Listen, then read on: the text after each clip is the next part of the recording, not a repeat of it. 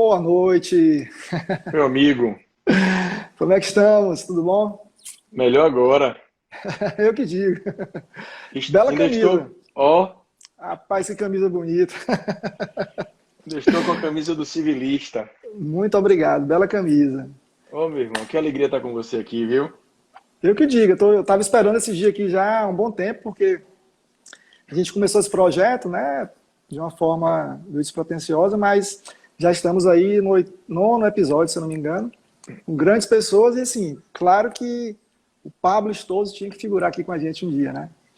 Ó, meu amigo, a honra é minha, viu? O trabalho que você tem feito, Marcelo, é um trabalho muito dedicado, muito amoroso no site O Civilista, e você tem colhido os frutos justos do seu trabalho, meu irmão. Que honra para mim. Ah, eu que Muito grande estar aqui agradeço. hoje, viu? Obrigado, meu amigo. Bom, todo mundo sabe quem é o professor Pablo Stoso, né? Mas rapidamente vou só lembrar um pouquinho aqui do currículo dele. O professor Pablo Stoso é juiz de Direito na Bahia, é professor de Direito na Universidade Federal da Bahia, é professor da Escola de Magistratura do Estado da Bahia também, do curso LFG, é mestre em Direito Civil pela PUC, São Paulo, é membro da Academia Brasileira de Direito Civil e da Academia de Letras Jurídicas da Bahia, e é autor, escritor de vários livros, assim, todo mundo conhece, sobretudo, né? A coleção, o novo curso de Direito Civil e o Manual de Direito Civil, volume único, que a gente vai mais tarde falar um pouquinho mais especificamente sobre ele, né? Vendo assim a sua carreira, vendo o seu sucesso aí, salta aos olhos, Instagram, venda de livro, cursos online, cursinhos, é um juiz, dá a impressão que as coisas na vida para algumas pessoas são fáceis, né? Mas a gente sabe que nem sempre essa facilidade ou essa sorte existe de uma maneira pura e simples, assim. Já houve algum momento de fracasso na sua vida, na tentativa de concursos, alguma coisa assim? Porque as pessoas tendem sempre a achar que as pessoas que têm um sucesso, que têm um nome já famoso, tudo sempre deu certo, tudo sempre foi muito bom, né? Na sua vida, tudo deu sempre certo ou algo Não, deu acho muito que errado? não na vida de ninguém. Inclusive, eu não tenho como contar essa história aqui, porque a história levaria o tempo todo da live, entendeu? Na minha página no Instagram, no meu perfil, tem uma postagem, é, uma entrevista que Luana, da Resumapas, fez comigo, em que eu narro um episódio muito interessante, envolvendo, inclusive, Fred também, na época que fizemos concurso. Na live que fiz com Fred também, nós falamos muito sobre isso. Ninguém pode subir só com vitórias. As derrotas são absolutamente necessárias. E muitas vezes, uma derrota que você imagina ser uma derrota em sua vida é uma vitória. Então você às vezes imagina que aquela situação que você viveu é uma situação ruim em sua vida, é uma situação que é, aquela, é como se o oceano, às vezes, ele retrocede para avançar. Então, na vida de todos nós, sempre será assim: vitórias e derrotas. Eu acho, Marcelo, que o grande detalhe, o grande pulo do gato, digamos assim, é nós buscarmos uma evolução, uma autorrealização, em que nós fiquemos acima dessa dualidade do mundo. Porque o mundo é dual, né? Então, doença, saúde, felicidade, tristeza, prazer e dor. Então, de alguma maneira, a gente tem que tentar quebrar essa roda. Porque se você parar para pensar, nós ficamos muitas vezes entre a euforia de momentos de felicidade e a angústia de momentos de tristeza. Então, os homens autorrealizados, aqueles que chegaram num patamar de autorrealização muito grande, eles conseguem quebrar essa dualidade. Então, eu estou falando isso, você pediu para abrir meu coração, eu estou Uhum. abrindo. Eu acho que, então, essas derrotas e vitórias fazem parte da vida de qualquer um, mas nós temos de nos esforçar para tentar nos manter equânimes diante disso. Não é fácil, mas é a tarefa de cada um de nós. Muito bem. Você está em Salvador, Bahia, que é um berço de grandes juristas, assim. Não vou nem citar nomes porque são tantos que a gente perderia muito tempo aqui. O que a Bahia tem em relação ao direito, né? Sempre tem nomes de destaque. Mas eu não sei se a Bahia só. Eu até agradeço o seu carinho, a forma como você colocou. É, existe um trecho numa obra muito interessante. Eu, quando fazia o mestrado em São Paulo, só um parêntese, se vocês puderem agora olhar pela janela e verem a lua está lindíssima. Essa Se vocês semana puderem realmente olhar a lua está lindíssima. linda. Parem tudo e vejam a lua. Mas veja só, eu estava andando em São Paulo e entrei no Sebo, né? Na Teodoro Sampaio, e me deparei com um livro que me chamou a atenção. Filosofia Geral de Clóvis Bevilacqua. Eu comprei esse livro, lógico, né? E lendo a filosofia de Bevilacqua, que foi quem elaborou o Código Civil de 16, tem um trecho no livro dele, Marcelo, que eu costumo citar em aula. Por conta do momento em que ele vivia, né? Começo do século XX, etc. Enfim, ele faz uma colocação que reflete uma visão da filosofia que ele seguia na época, o positivismo de Augusto Comte. Então, Bevilacqua, ele fala olha só o que ele diz. Ele fala assim: o Brasil jamais terá grandes juristas, cientistas do direito, porque o clima no Brasil é um clima quente tropical. O clima frio é que favorece a pesquisa do direito. Nós temos mais vocação para a música, para a arte, para o lirismo. Olha Se eu só. encontrasse com Bevilacqua, com que eu chamo de Bebé carinhosamente, eu diria: Bebé, permita-me discordar do que você disse. E um exemplo da minha discordância é você, oriundo do Ceará, do nosso amado Ceará, estado do Ceará, uma área, uma região de terra quente, que produziu um jurista do seu quilate. Então, eu quebrando um pouco, até agradeço a forma como você colocou em relação à Bahia, mas eu tenho certeza de que nós temos grandes juristas em todos os estados do Brasil, do Rio Grande do Sul ao Amazonas. E sei que você também sabe disso. É. A Bahia, não sei, a Bahia é um cadinho cultural. O que acontece aqui na Bahia é isso. Na Bahia existe um mix cultural muito grande. Isso talvez nos ajude, de certa maneira, a compreendermos, talvez, diversidade. Porque na Bahia há muita diversidade. Não que não haja preconceito, infelizmente existe. Mas nós somos o berço de uma pátria africana e eu tenho muito orgulho disso, Marcelo. Que bom, que bom. Uma vez eu assisti uma palestra sua, em Salvador, por sinal. Você disse uma coisa lá que foi como um flash assim na minha cabeça. Eu parei, anotei e até depois fiz uma postagem, né? Você é muito conhecido como escritor, muito conhecido como professor, mas é um juiz, né? E nessa palestra você disse essa frase que me marcou até hoje: cada processo é uma vida. Como é que o Pablo Stouze, juiz, encara esses processos aí? Pois é, eu Não é converso comum muito. a gente se deparar com essa situação de juízes e Veja ter essa só, percepção. Isso me marcou muito. Cada processo é uma vida.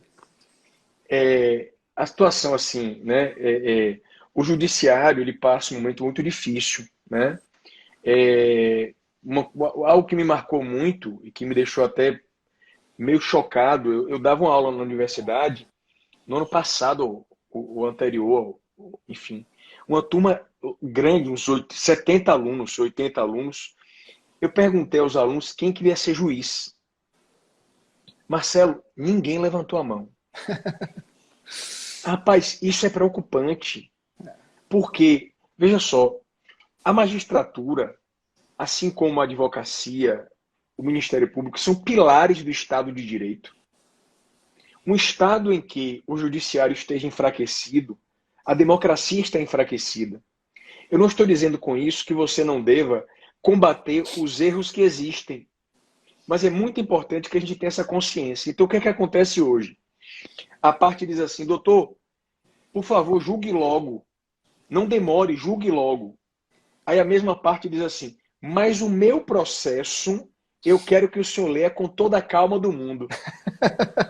Então, assim, os juízes hoje, eles vivem numa pressão muito grande em relação a relatórios, a números. Mas eu tenho como um dogma isso. Se você tiver um processo na minha unidade, eu posso errar porque eu sou um ser humano. Tá? Qualquer ser humano erra. Mas você lendo a minha sentença, ou a minha decisão, você vai entender por que que eu estou concedendo ou negando o que você pediu. Isso, para mim, é uma forma de respeito para o advogado. Repito, eu posso errar como qualquer ser humano, mas eu sempre digo à minha assessora, cada processo é uma vida. Então o esforço é muito grande, sabe? Assim, eu tenho trabalhado muito. Eu voltei de férias agora, eu não consegui cancelar esse período meu de férias, é um período curto de férias, o tribunal não mudou, eu até pedi, mas pelas razões que eu compreendo, enfim. E eu voltei hoje, e graças a Deus, eu já liberei tudo o que eu tinha. No meu fluxo hoje à tarde só havia 3 processos conclusos. Então, o esforço muito grande que eu faço, e aqui eu compartilho isso com os advogados da minha unidade, com os funcionários da unidade, porque assim, Marcelo, se eu não for um bom juiz, eu não posso ser um bom professor. Então, é um esforço muito grande para mim. Tá? Eu sei que, às vezes, o processo, por diversas razões, pode demorar, porque os amigos que me escutam agora entendem bem, porque são bacharéis em direito. O leigo não entende. Então, aconteceu algumas vezes em minha trajetória em que, por exemplo, uma parte simples, humilde, ia até o gabinete falar comigo e dizia, doutor, eu fui ao banco levantar um dinheiro porque o meu marido morreu. E o gerente falou para mim que basta eu pegar na mão do senhor um alvará. Então, na cabeça da parte, o alvará está na gaveta do juiz, e não é assim. O alvará, ele pressupõe todo um processo. Então, eu me esforço muito para que esse processo corra dentro de uma normalidade o mais rápido possível. Nem sempre isso é possível, mas nosso esforço a gente faz, meu amigo. Maravilha. E esse esforço também é dividido, né, no seu dia a dia com sala de aula e com livros, né? Escrever livros, que isso dá um trabalho enorme, muita pesquisa, é algo muito sério, né? É algo que fica para sempre. Como é que começou esse talento aí para escrever esses livros que são um sucesso de venda, tem a sua neurose de clareza, são livros que a gente lê, não tem dificuldade para entender o que vocês estão querendo realmente passar. Como é que começou essa parceria com o Rodolfo Pamplona, né, lá atrás, e fizeram essa coleção de tanto sucesso aí de direito civil? A parceria começou, Rodolfo é mais velho do que eu, 3 anos, eu não sou contemporâneo dele. Ele lecionava numa faculdade particular, eu lecionava na Universidade Federal. Ele me fez um convite para dar uma aula para ele, e eu fui dar uma aula, e no estacionamento da faculdade ocorreu um acidente comigo, no meu carro. Eu até conto isso numa live que está no meu perfil, a live sobre lesão e contrato. Nossa amizade surgiu disso, quer dizer, de um fato doloroso para mim, que foi um incidente que ocorreu comigo no estacionamento. E daí a gente começou a escrever. Eu ministrei uma palestra aqui em Salvador, muito grande o evento, e um diretor da editora Saraiva faleceu recentemente, uma pessoa muito querida, que Deus o tenha, doutor Toledo. Ele me viu falando, eu muito jovem, 20 e poucos anos, e ele falou, você quer escrever pela Saraiva? Então o convite foi direto, assim, sabe? Acabou acontecendo, graças a Deus. E o nosso esforço, o que a gente faz? A gente tenta colocar no livro, eu sempre digo isso, a gente tenta colocar em nossa obra, a profundidade tem de haver, mas a clareza. A neurose de clareza, eu fico brincando, é uma forma de respeito ao aluno e ao leitor. Porque você não precisa ser prolixo para ser profundo, não. Não, claro, tem que ser claro. O mundo hoje mudou. Não é um mundo de 40 ou 50 anos em que você lia um capítulo carregado de expressões em latim, que é uma língua interessantíssima, importantíssima para o direito. Não estou menoscabando o latim, mas é importante que você tenha a compreensão que a linguagem hoje ela mudou. A linguagem dinâmica, a semiótica explica bem isso. Então a linguagem hoje mudou. Isso é muito importante. A primeira edição, o primeiro volume da coleção do Código de Direito Civil é de 2002, se eu não me engano, 2003. Foi logo em seguida ali o lançamento do Código Civil. Eu acredito que o volume 1 da gente, o 1 da coleção, esse aqui, tá? Eu arrisco dizer que essa obra nossa foi a primeira do país, escrita com base no Código Novo. No Código Novo, eu acho que foi um grande sucesso. a gente estava escrevendo durante o trâmite do projeto. Então, quando a lei foi publicada, nosso livro saiu. Alguns autores que também publicaram nessa época já tinham uma coleção à luz do Código de 16. Então, eles atualizaram. No nosso caso, não. Nós saímos do zero. A coleção nova, né? Já veio nova. Começamos em 2001 e eu concluí, eu levei 16, quase 18 anos escrevendo. Gente, nossa coleção com 7 volumes consumiu cerca de 18 anos de minha vida. 18 anos. No dia que eu mandei para a editora, porque o último volume que nós lançamos foi os 5. Direitos reais, né? Reais, foi o último. Porque a gente lançou 1, 2, 3, 4, o 6, o 7 e depois fomos para o 5. No dia que eu mandei o último capítulo, eu me lembro como se fosse hoje, às 18 horas, não me lembro agora a data, mas eu anotei tudo. 18 horas. Eu mandei para a editora, eu me ajoelhei e fiz uma prece. Porque naquele dia ali, eu concluí um trabalho de 18 anos. Então, realmente, uma parte da minha vida está aqui dentro. Né? Maravilha. Está aqui dentro.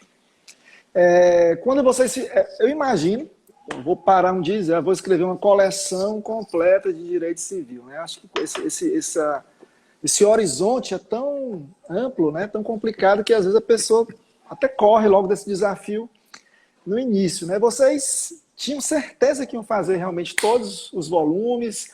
Foi um projeto que foi saindo ali um a um, depois iam testando, iam escrevendo, porque é uma missão muito grande, né? Quando começamos o primeiro, decidimos que iríamos até o final. Originalmente pensamos em escrever também um volume de empresa, mas depois a gente decidiu ficar só mesmo com direito civil. E depois surgiu o manual, né? Veio depois manual, consolidando aí essa obra. Como é que foi então fazer o manual? Muita gente pensa que é fácil porque supostamente é mais resumido, é um conteúdo menor, mas acho que nada mais difícil do que escrever muita coisa com poucas palavras. Deu trabalho, mas a gente foi compilando. Claro que todo livro é uma obra que não acaba. Então, a cada ano o autor corrige, atualiza, retifica, melhora. É normal isso. O bacana da edição nova, Marcelo, inclusive mande um e-mail para mim. Se não tem a nova, eu vou pedir para a editora lhe mandar. A edição nova é essa aqui que vem com videoaulas. Videoaula. Né? Eu achei muito bacana. E nós fizemos uma seleção de, salvo engano, 10 temas com videoaulas mais ou menos de 5 minutos, o que o leitor quer, algo objetivo. Né? Ou seja, ele quer o ponto específico, foi o que nós fizemos aqui. Muito então, bem. eu sou muito feliz com isso. O direito civil atual vem passando por grandes mudanças, né? Tecnologia, agora essa pandemia aí que foi um choque, sobretudo nas relações contratuais. Como é que você está enxergando esse atual momento do direito civil nesse cenário tão conturbado? É a humanidade, meu amigo. A humanidade, nós estamos testemunhando um dos momentos mais importantes na história da humanidade, na história recente da humanidade. Né? Eu tenho as minhas visões, as minhas convicções de mundo, e por mais estranho que possa parecer, eu sei que muitos vão dizer, Pablito, você está ficando louco. Pablito está maluco, você vai dizer. Tá? Mas esse processo kármico pelo qual estamos passando agora, certo?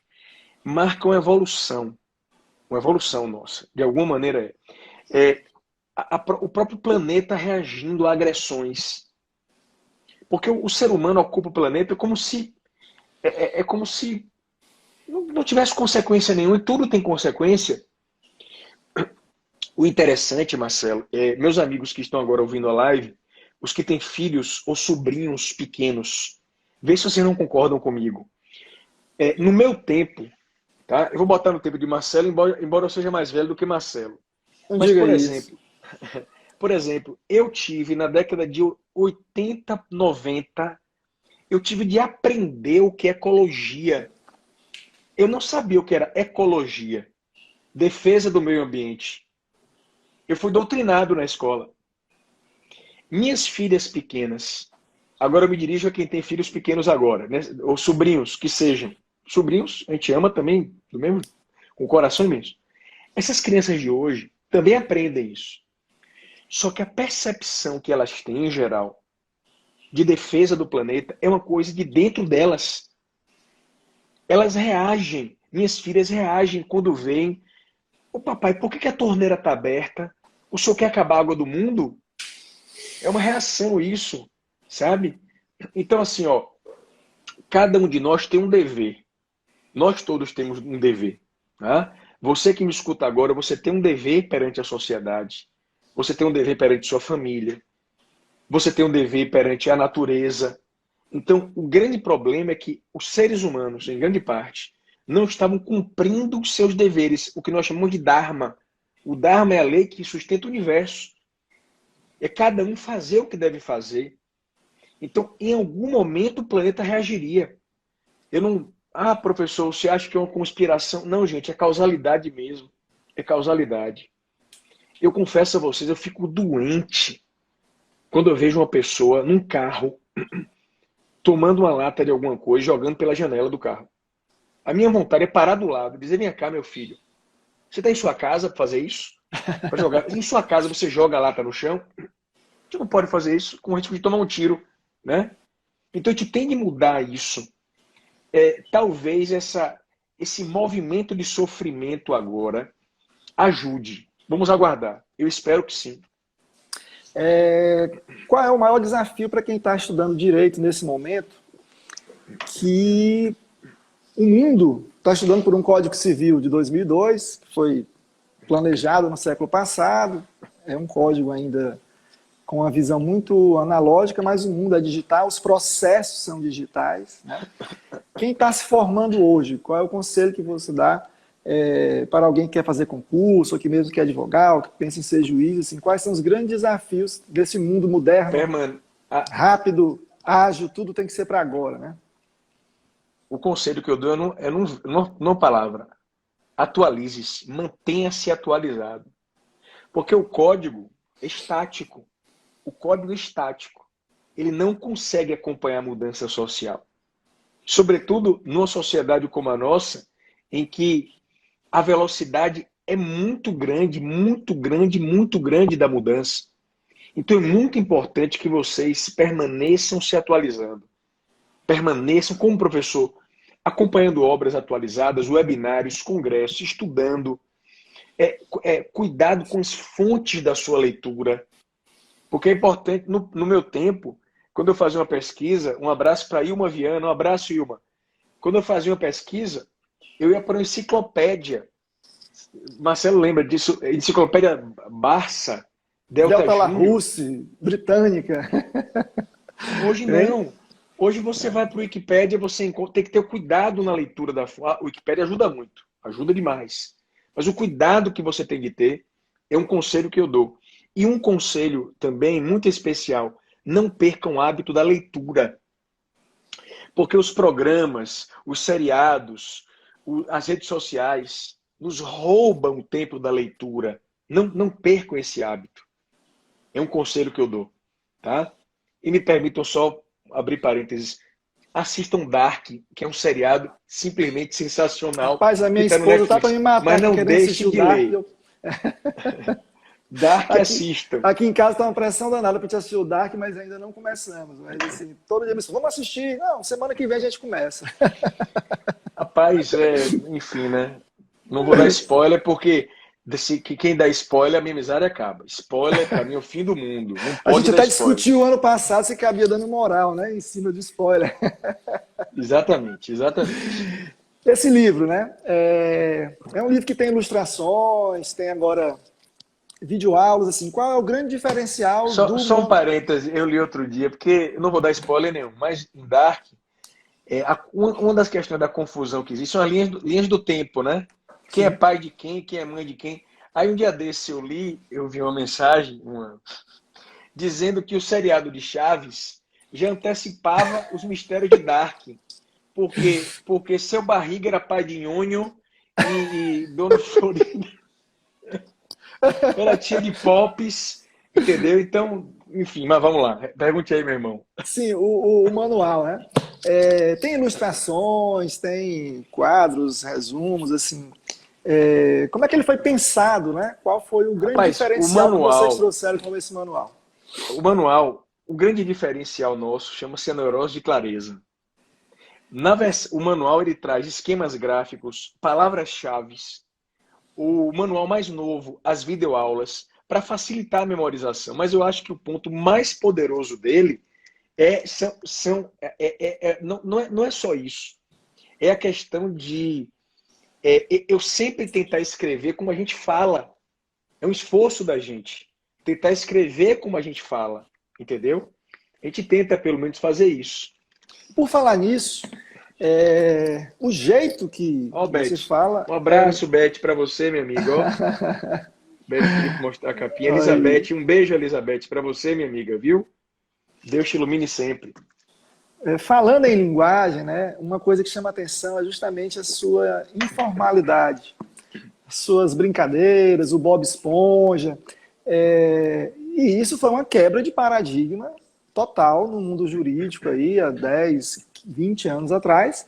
A gente vinha tinha um modelo mais formal, do latim, quase um barroco, né? Eu brinco sempre aqui, de juristas serem pessoas com aquela cara séria, aquele jeitão, né? Não podia brincar.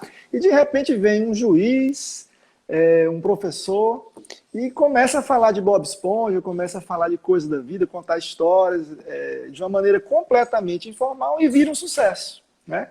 Imagino que deve ter sido um ato corajoso da sua parte, mas ao mesmo tempo parece que é a sua personalidade, né? Não tinha como ser diferente. Como é que foi essa quebra de paradigma? Mas, antes um abraço para Ico Valeschi, para Alexandre, Luciana, tantos amigos aqui, Rogério, Vários Mila, alunos. muitos amigos. Primeiro, observe que nessa quebra de paradigma, como você colocou, eu nunca perdi o limite, graças a Deus. Eu sempre fui respeitoso, eu nunca descumpri meus deveres como magistrado. Você veja que minhas páginas, não tem conotação política, não tem nenhum tipo de... Até se você observar bem, você não vê dados pessoais na minha página. Não que eu tenho tantos amigos, já recebi alunos na casa de minha mãe, mas pelas orientações que são dadas pelo CNJ e tudo, que eu já, antes de qualquer orientação, já fazia isso. Então eu não me envolvo em questões políticas, eu não... eu falar em Deus, eu falo, porque eu tenho muito amor a Deus, mas eu nunca doutrino, as pessoas não sabem minha religião, eu não vou dizer minha religião, não importa. Ah, professor, quando o Orkut existia, Sim. fizeram abriram um tópico lá, assim, qual a religião de Pablo? Tinha um monte de gente opinando. Ele é evangélico, ele é católico, ele é do candomblé, ele é espírita. Não importa. A quem interessa, né, isso aí. Mas não importa. Importa eu respeitar o meu aluno, quer ele tenha religião, quer ele não tenha. Então, veja, essa quebra de paradigma, de você ser mais caloroso, ser mais... Eu acho que é importante, sabe? Pela mudança dos tempos e por um detalhe também, o judiciário, mantendo a consciência dos seus deveres institucionais, tem de estar próximo da sociedade. Juiz não é Deus. Então, eu ensino os meus alunos, desde o começo da faculdade. Ah, professor, juiz recebe advogado? Recebe. Minha porta estará sempre aberta ao advogado. Não precisa nenhuma corregedoria me dizer isso. A única hipótese em que você vai encontrar minha porta trancada no meu gabinete é se eu for no meu toalete, porque a maçaneta está quebrada. Eu tranco a porta para ir no banheiro, senão você pode abrir e tá no banheiro. Aí fica feio. Aí eu tranco minha porta, que minha maçaneta do banheiro está quebrada. Então, assim, o atendimento à pessoa à parte, ao advogado, sabe? E a gente tem que mudar essa ideia de... Então, essa quebra de paradigma, eu acho que parte um pouco disso. Nós estamos próximos da sociedade, sempre conscientes dos nossos deveres e com respeito pautando toda a nossa relação, meu amigo. Que bom. Meu amigo, eu sei que você tem seu tempo hoje super limitado, sua agenda é extremamente concorrida. A gente fez essa live hoje especialmente por sua causa, né? Sua agenda é muito concorrida. E eu queria, nesse momento final, fazer realmente um agradecimento, assim, do fundo do coração. Eu lembro quando eu estava começando esse perfil, né, o civilista, que foi uma brincadeira, eu fiz até sem falar quem era, brincava com meus amigos, mostrava ali o perfil, o pessoal começou a gostar e ninguém sabia nem quem era o Marcelo ou que era eu que estava fazendo aquilo. E você veio dar uma palestra aqui, em Teresina, na faculdade que eu leciono, você nem se lembra disso, né? E depois teve uma sessão de autógrafos, eu fui lá falar, aí eu me Me apresentei. lembro. Aí eu me apresentei, falei, tudo bom. Eu tinha olhado seu Instagram, eu vi que você seguia na época, algo em torno assim, 42 pessoas, vamos supor. Né? Pouquinho, super selecionado. Aí eu fui me apresentar e mostrei, olha, eu tenho um perfil aqui no Instagram, que é o Civilista, acho que tinha na época uns 5 mil seguidores só. E tá aqui, você poderia seguir, você siga agora. Pegou o celular, né, pá, botou. Aí eu olhei assim, não, o cara só tem 42 seguidores. Ele não vai me seguir amanhã. Eu passei uns 10 dias, olha, se o Pablo trouxe. E não só, você ficou me seguindo, como começou a curtir, divulgar as nossas postagens. E foi o primeiro grande nome do direito civil que realmente seguiu o nosso perfil. Que hoje, graças a Deus, assim, praticamente todo mundo está aí, acompanha, segue, curte, comenta, ou critica, sei lá o quê. Mas, assim, eu tenho essa certeza. Foi o primeiro grande nome que deu um apoio total para a gente. E lembro também, em seguida, eu vou contar esse outro, já que você gosta de contar muitas histórias, né? Vou contar aqui para terminar.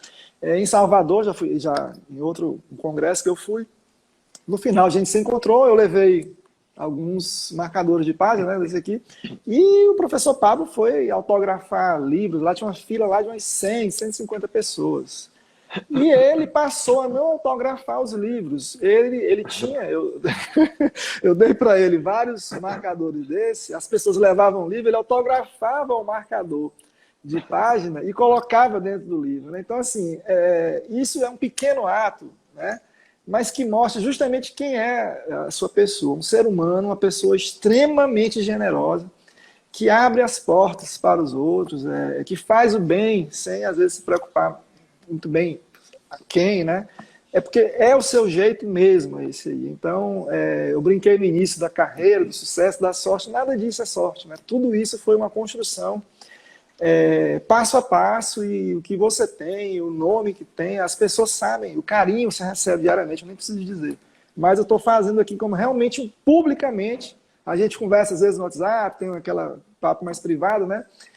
Como você ajudou a gente desde o início, participou, colaborou, deu uma força e até hoje faz isso, tá? Então eu não poderia encerrar essa conversa sem antes fazer esse agradecimento aqui de público. Ó, meu amigo, eu dedico a Deus cada uma das palavras, sabe? Você merece. Você faz com muito amor. Eu acho esse símbolozinho, mostra o livrinho aí. Eu acho a coisa mais linda do mundo esse tagzinho que você Uhum. fez. É porque tem seu coração, Marcelo, aí. Então, eu agradeço demais aos vários amigos aqui, Mila, Lúcia, Paulo, Lude, Rogério, tantos amigos aqui, tanto carinho. Que a luz divina abençoe a cada um de vocês. Estamos juntos e você merece, Marcelo. Porque eu quero até dizer a todos que, atualmente, o site que oficialmente tem hospedado as minhas lives é o site do Marcelo. Então, quer dizer, ele tem hospedado as minhas lives no site dele. É uma demonstração da confiança, não só que eu tenho, mas o Brasil, pelo trabalho que você faz. Muito obrigado pela oportunidade, meu amigo. Espero que nós nos revejamos em breve, viu? Pois é.